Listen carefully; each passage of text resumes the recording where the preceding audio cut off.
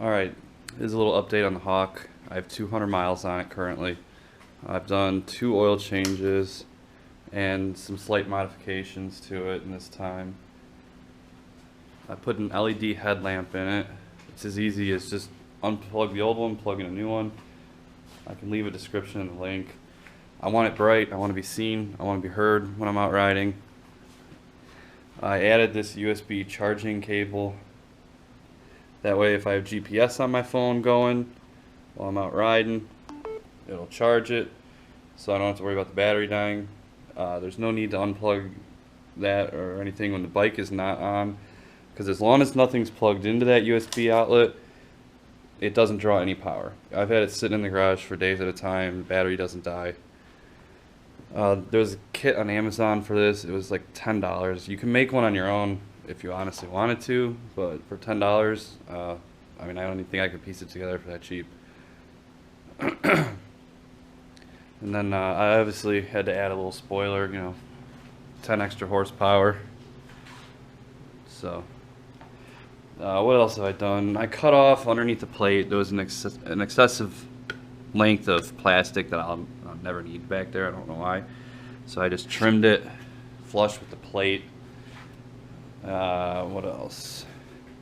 I've adjusted the throttle cable to make it more responsive. I had to adjust the clutch lever cable slightly just to get it where I like it. I rerouted the front brake line. I didn't like how it was basically ran when it came out of the box in shipping. It was kind of running tight 90 behind the headlamp and then came out on this side and then had all these kinks and whatnot in it, so I ran it more so like my dirt bike would be, straight up the fork tube over the top, and then I loosened the banjo slightly and re-secured it in an upright position. To me it just makes most sense. There's less bends, less kinks in the line, it looks cleaner. And then this is an issue that I had seen. I think Moto Cheese is the guy that I originally saw do this. It makes a lot of sense, so credit to him.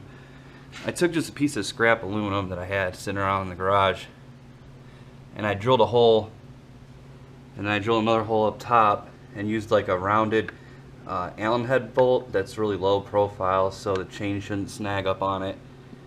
Just with a nut and Loctite on the bottom and a washer.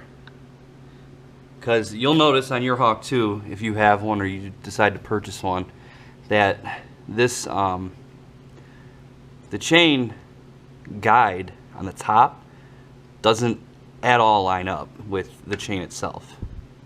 So by doing this, I now bring this in line with the chain. I haven't really had a chance to ride it yet. I did it last night after some drinks, and I obviously wasn't going to go out and ride, and it's been raining all day, so I can give an update with that after putting some miles on it if it stays in place and if it's working properly. So it's hard to see with one hand, but that was simple enough. I just cut the tab, the rubber tab off here, drilled my hole, mounted it, bent this over, and then put a screw in there. And then I double nutted my chain adjustments for the rear.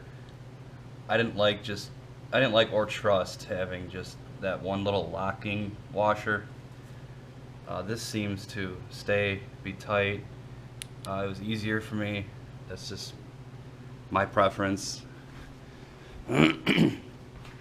So those are some of the modifications that I've done so far in 200 miles. It still starts right up, no issue, runs great, shifts great. I never had to adjust the valves. It hasn't had problems idling, starting up, nothing like that.